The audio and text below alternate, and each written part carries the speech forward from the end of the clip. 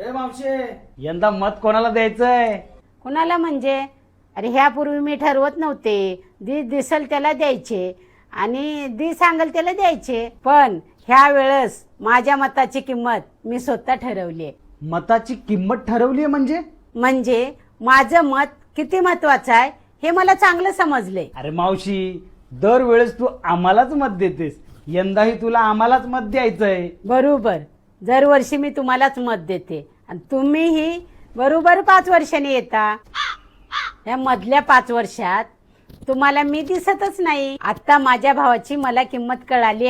त्याच्या कष्टाची जाण आली आहे मला. त्याच्या 1,500 किती ताकद आहे ना हेही मला कळाले. अरे आम्हाला 1,500 रुपये मिळणार, त्याच्या विरोधात तुम्ही कोर्टात गेलो. अरे तुमच्यातलाच एक जण भाषणात बोलतोय हे महायुतीच्या योजना आहेत ना ते बंद करा.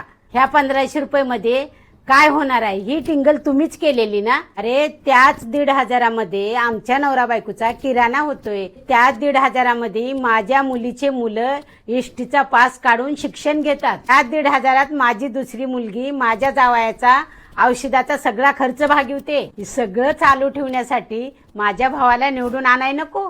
मावशी आम्ही चल, आला मोठा शहाणा. जी मला लाडकी बहीण बोलेल ना त्यालाच मी लाडका भाऊ मानणार. चल.